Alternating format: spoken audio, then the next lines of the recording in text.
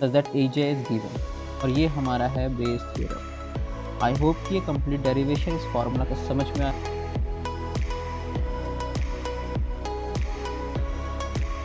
तो hello everyone, आज के इस वीडियो में हम समझेंगे कि आखिर किस तरह के प्रॉब्लम्स के लिए बेस थ्योरम का इस्तेमाल किया जाता है, और साथ ही उसके फॉर्मूला के डेरिवेशंस को भी देखने वाले हैं।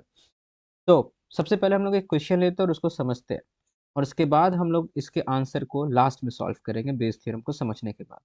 तो हम लोग समझते हैं, यहाँ पर हमारे पास में दो बैग्स दिया हुआ है, बैग वन और बैग टू। बैग वन के अंदर कह रहा है कि 3 रेड बॉल्स है, और बैग टू के अंदर में 4 ब्लैक बॉल्स, जबकि वहीं पे बैग टू के अंदर में 5 रेड बॉल्स है और 6 ब्लैक बॉल्स है। अब रैंडमली कोई भी एक बॉल को उठाया गया, क्वेश्चन हमसे पूछता है कि उसमें से क्या चांस है कि जो बॉल होगा वो रेड होगा। ठीक है, सो क्या स्पेशल इस क्वेश्चन के अंदर में, अभी जस्ट हम लोग समझते हैं इस बात को। यहाँ पर हमारे पास में दिया हुआ है, मान लेते हैं कि दो हमारे पास में इवेंट्स है। ठीक है, डिफाइन करते हैं हम लोग। एक इवेंट है कि बैग वन को चूज करने का, दूसरा है बैग टू को चूज करने का। ठीक है, इसको हम लोग डिफाइन कर देते हैं E1 से, इसको डिफाइन कर देते हैं E2 से। तो किसी भी बैग को चूज करने का हमारे पास में क्या प्रोबेबिलिटी होगा, 1/2। ठीक है, अब इसके बाद में हम लोग क्या देख रहे हैं कि बैग वन के अंदर में 3 रेड बॉल्स है और 4 ब्लैक बॉल्स है, जबकि बैग टू के अंदर में हमारे पास में क्या है, 5 रेड बॉल्स है और 6 ब्लैक बॉल्स है। अगर हम ये कह दें कि क्या चांसेस है कि बैग वन में से रेड बॉल निकाला जाए, तो इजीली हम लोग फाइंड आउट कर सकते हैं। इसको हम लोग कंडीशनल प्रोबेबिलिटी के टर्म्स में ऐसे लिखेंगे। ठीक है, probability of getting red ball such that it is taken from bag one, मतलब E1। ठीक है, तो ये क्या हो जाएगा, तो बैग वन हमारे पास में गिवन है और वहां से रेड बॉल निकालना है, तो हमारे पास में बैग वन के अंदर में टोटल जो बॉल्स है वो कितना है, 7। रेड बॉल कितना, 3, ये 3/7 हो गया। सेम अगर हम रेड बॉल को फाइंड आउट करना चाहे बैग टू के अंदर से, ठीक है, तो ये हमारा क्या हो जाएगा, टोटल बॉल्स का संख्या 11 है और रेड बॉल 5 है, तो 5/11। बहुत इजी। बट इस क्वेश्चन के अंदर में क्या पूछा है, इस क्वेश्चन के अंदर ने पूछा है, ठीक है, कि बॉल जो हमारा है वो रेड दिया हुआ है, और हमको फाइंड आउट करना है कि वो बैग टू से है, इसका क्या चांसेस है। मतलब प्रोबेबिलिटी हमको फाइंड करना है ऑफ E2, कि बॉल वो E2 मतलब बैग टू से निकाला गया such that it is a red ball. अब यहाँ पर प्रॉब्लम ये अराइज हो गया कि आ, हमारे पास में जो बाद में घटना हुआ, जो बाद में इवेंट हुआ वो तो दिया हुआ है, पर उससे पहले जो इवेंट हुआ उसके बारे में आ, हमको उसके बारे में चांसेस निकालना है। ठीक है, तो हम लोग ये सारे इवेंट्स तो इजीली निकालें, बट इसको कैसे निकालें। ठीक है, बैक साइड मूव कैसे करें, अगर हमारे पास में रेड बॉल दिया हुआ और हमसे पूछते हैं कि किस बैग से निकाला गया, इसका प्रोबेबिलिटी क्या है। ठीक है, ये 1/2 तो नहीं होगा, ये तो कंफर्म है। तो उसको फाइंड आउट करने के लिए हम लोग बेस थ्योरम का इस्तेमाल करते हैं। ये ठीक है। अब बेस थ्योरम को समझने के लिए हम लोग को कुछ टर्म्स को समझना होगा। सबसे पहले हम लोग समझेंगे partition of a sample space क्या होता है। Partition of a sample space, तो partition of a sample space क्या है, हमारे पास में एक सैंपल स्पेस मान लेते हैं S है। अब इस S सैंपल स्पेस को हम लोग ना, इसके अंदर में अलग अलग इवेंट्स डिफाइन कर देते हैं। सैंपल स्पेस क्लियर है, जो भी आउटकम्स आता है उसकी सेट को हम लोग सैंपल स्पेस कहते हैं। तो इसके अंदर में बहुत सारे इवेंट्स डिफाइन कर देते हैं हम लोग, E1 E2 E3 ऐसे करके हम लोग EN इवेंट्स तक डिफाइंड है। ये सारा डिवाइडेड है अलग अलग इवेंट्स के फॉर्म में कंप्लीट। ठीक है, तो हम लोग क्या देखते हैं, ठीक है, कि इवेंट्स E1 E2 E3 ये सब पार्टीशन कहलाएगा सैंपल स्पेस S का। कब, कंडीशन नंबर 1, जब किसी भी दो सैंपल स्पेस का अगर हम इंटरसेक्शन लें, मतलब कॉमन निकालना चाहे, तो वो 5 होना चाहिए, मतलब कुछ भी कॉमन नहीं आएगा। ठीक है, 5 मतलब क्या होता है, एम्प्टी सेट होना चाहिए। और B, अगर हम लोग इन सारे इवेंट्स का यूनियन करें n तक में, तो ये हमारा वापस से सैंपल स्पेस दे देगा। ठीक है, मतलब इन सब का यूनियन करें, सम करे एक तरीके से अगर हम कहें तो, सेट्स का यूनियन करें तो वो हमारा सैंपल स्पेस होना चाहिए। और C कंडीशन, कि किसी भी इवेंट के होने का जो प्रोबेबिलिटी है वो ग्रेटर देन 0 होना चाहिए। हम लोग को पता है कि किसी भी इवेंट होने का प्रोबेबिलिटी 0 से लेकर 1 के बीच लाई करता है। 0 मतलब इम्पॉसिबल, 1 मतलब श्योर इवेंट, ये इसके बीच में लाई करना चाहिए। तो उस कंडीशन में इन सारे इवेंट्स को हम लोग partition of a sample space कहते हैं। ठीक है, और सैंपल स्पेस एस क्या हो सकता है, इन सारे इवेंट्स के यूनियन के तौर पे लिखा जा सकता है। ठीक है, ये क्लियर है। अब हम लोग एक नेक्स्ट थ्योरम पढ़ेंगे, इसको हम लोग कहते हैं theorem of total probability. Theorem of total probability, ठीक है। ये थ्योरम ऑफ टोटल प्रोबेबिलिटी क्या कहता है कि हमारे पास में मान लेते हैं एक इवेंट, यहाँ पर सैंपल स्पेस एस दिया हुआ है, इसके अंदर में एक इवेंट ए डिफाइंड है, और यहाँ पर जो पार्टीशन ऑफ सैंपल स्पेस है E1, E2, E3, E3, E4 और E5 और En, मान लेते हैं ये En इस तरीके से डिफरेंट डिफाइंड है, ठीक है। तो इस कंडीशन में जो प्रोबेबिलिटी ऑफ ए होता है, इवेंट ए के होने का प्रोबेबिलिटी, उसको हम लोग इन सारे partition functions, partition of a sample space के टर्म्स में, उनके एड्स के टर्म में लिख सकते हैं, ठीक है। इसको हम लोग समझते हैं, फर्स्ट ऑफ ऑल इसका डेरिवेशन करते हैं और उसके बाद हम लोग इसके रिजल्ट को लास्ट में लिखते हैं। तो फर्स्ट ऑफ ऑल हम लोग जानते हैं यहाँ पे कि E1, E2, E3 क्या है, पार्टीशन ऑफ सैंपल स्पेस है। तो एस बराबर तो हम लोग लिख सकते हैं, क्या लिख सकते हैं हम लोग, probability of A find out करना चाहते हैं इन पार्टीशन ऑफ सैंपल स्पेस के सम के फॉर्म में, ठीक है। तो हम लोग क्या बोले थे यहाँ पे कि हाँ एस जो है उसको हम लोग लिख सकते हैं E1 यूनियन E2 यूनियन, इस तरीके से करके हम लोग En तक के यूनियन को फाइंड आउट करना चाहते हैं सैंपल, मतलब ये दिया हुआ है एस बराबर, ठीक। अच्छा, यहाँ पर किसी भी दो इवेंट्स का इंटरसेक्शन जो है वो कितना है, 5 है, ओके। अब हम लोग यहाँ पर ये लिख सकते हैं A is equal to A intersection S, मतलब अगर हमारे पास में एस सैंपल स्पेस है और ए हमारे यहाँ पर एक इवेंट डिफाइंड है, ठीक।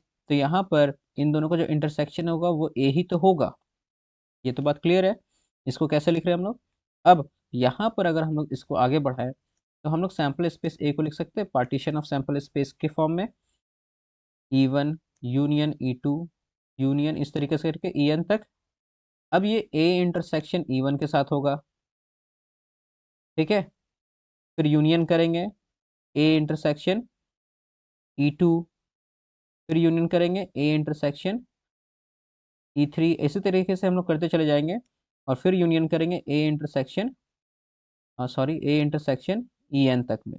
इसको सिंपली अगर हम लोग देखें तो ए को हम लोग तो ऐसे डिफाइन कर सकते हैं ना, इसको लॉजिकली अगर हम वेन डायग्राम की मदद से देखें, अगर ये E1 है और ये ए था, तो ए कैसे कंसिस्ट होता है, E1 और ए के बीच का ये एक पार्ट, प्लस मान लेते E2 ये था, तो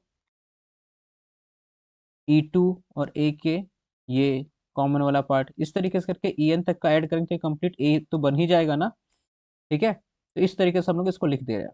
अब अगर हम प्रोबेबिलिटी ऑफ ए लिखे, तो प्रोबेबिलिटी ऑफ ए क्या होगा, इसके होने का प्रोबेबिलिटी प्लस इसके होने का प्रोबेबिलिटी प्लस इसके होने का प्रोबेबिलिटी प्लस इसके होने का प्रोबेबिलिटी के बराबर होगा, सबके सम के बराबर। तो probability of A intersection E1 plus probability of A intersection E2 plus dot dot dot dot probability of A intersection En तक हो गया, ये क्लियर है।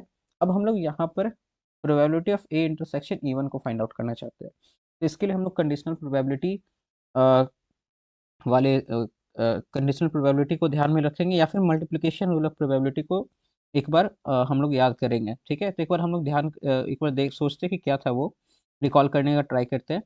तो पी ए इंटरसेक्शन E1 को हम लोग क्या लिख सकते हैं, अगर ये जो लिखेंगे फिर वही यहाँ पे भी लिखा जाएगा E2 के टर्म्स में और En के टर्म्स में, ठीक है। तो हम लोग जानते हैं कंडीशनल प्रोबेबिलिटी में कि probability of A such that E1 is given को हम लोग क्या लिख सकते थे, probability of A intersection E1 bye probability of E1। तो यहाँ से हम लोग लिख सकते हैं ए इंटरसेक्शन E1 को क्या, probability of E1 times of, मतलब into probability of A such that E1 is given.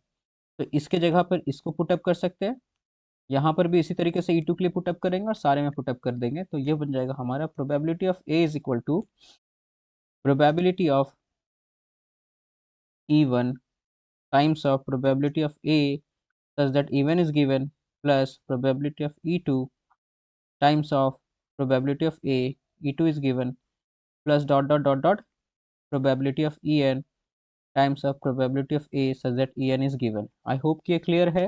इसी को अगर हम लोग समीशन के फॉर्म में लिखना चाहें तो ये क्या लिखा जा सकता है, probability of E J times of probability of A such that E J is given, summation from J is equal to 1 से लेकर के हमारा क्या हो जाएगा, एन तक हो जाएगा। ये क्लियर है बात? ठीक है। इसी को समेशन के फॉर्म में इस तरीके से लिख सकते हैं ना, जहाँ पर जे का डिफरेंट डिफरेंट वैल्यू पुट कर सकते हैं। हम जे की जगह 1 डालेंगे तो P of E one times times of probability of A E one is given, plus ये समीशन प्लस रिप्रेजेंट करता है, प्लस फिर जे की जगह 2 पुट कर देंगे, 3 ऐसे करके एन तक पुट कर सकते हैं। तो ये था हमारा क्या, थ्योरम ऑफ टोटल प्रोबेबिलिटी। सो अब आते हम लोग फाइनली अपने टॉपिक पर, जो कि था हमारा बेस थ्योरम। तो बेस थ्योरम को समझते हैं यहाँ से क्या था।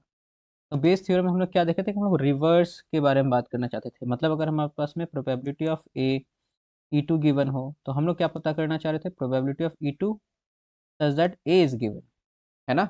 ये कंसर्न था हमारा। अब हम लोग यहाँ पर देखते हैं कि इसको कैसे फाइंड आउट कर सकते हैं। तो अगर हम लोग simply probability of E one हम लोग ले लेते हैं अभी के लिए, such that A is given को ऐसे लिख सकते हैं, probability of E one intersection A by probability of A.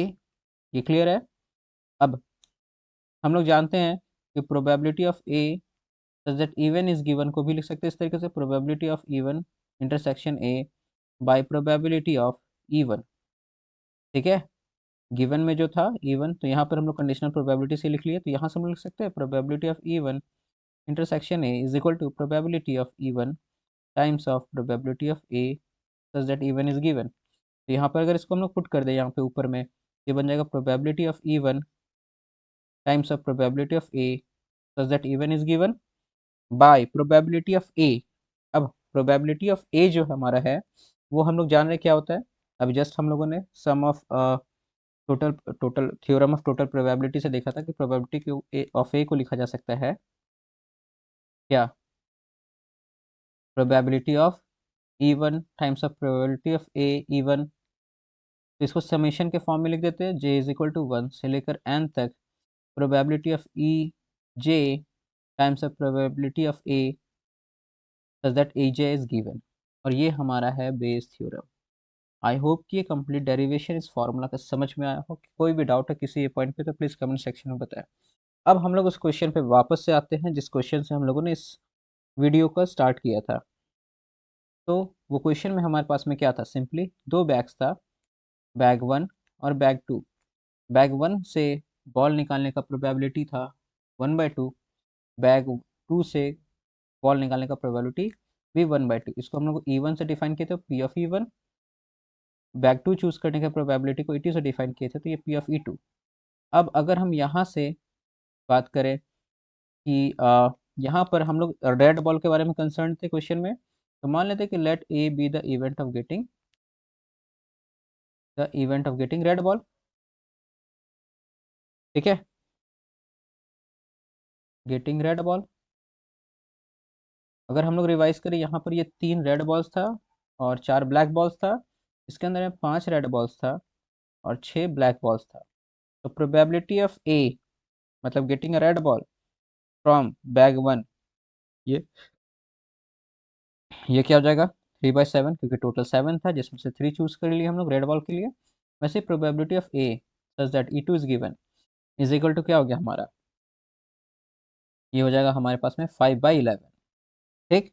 अब बेस थ्योरम की मदद से हम लोग लिख सकते हैं, हम लोग को पता क्या करना है कि जो रेड बॉल था हमारा, मतलब probability of getting probability that the ball is taken from bag two such that the ball is red. मतलब क्या कि बैग टू से बॉल निकाला गया, इसका क्या चांसेस है अगर वो बॉल जो है वो रेड कलर का है। ये ठीक है। तो हम लोग P of E two A is given को क्या ले सकते थे, हम लोग इसको सिंपली ले सकते हैं, इसको रिवर्स कर देंगे तो ए ई टू, यहाँ पर फिर इनटू में प्रोबेबिलिटी ऑफ ई टू हो जाएगा बाय समेशन करते थे इसको probability of E one times of probability A E one plus probability of E two times of probability of A E two. अब अगर इसको हम लोग वैल्यू को पुटअप करें तो प्रोबेबिलिटी ऑफ ई टू था हमारा 1/2 उसके बाद में probability of A such that it is given 5/11 है, तो 1/2 इंटू 5/11 बाई, नीचे में भी सेम करेंगे हम लोग। तो पहले E1 के लिए, तो यहाँ पर भी प्रोबेबिलिटी ऑफ E1 1/2 है, प्रोबेबिलिटी ऑफ ए E1 कितना है 3/7, तो ये हो जाएगा 1/2 इंटू 3/7 प्लस 1/2 इंटू 5/11। इसको सॉल्व करेंगे तो ये हमारा आएगा 35/68, और ये रहा हमारा आंसर। तो आई होप कि इस वीडियो को देखने के बाद में कंप्लीट कॉन्सेप्ट में क्लैरिटी आ गया होगा। अगर कोई डाउट है तो प्लीज़ कमेंट सेक्शन में बताएं। मिलते हैं हम लोग नेक्स्ट वीडियो में, तब तक के लिए take care and good bye.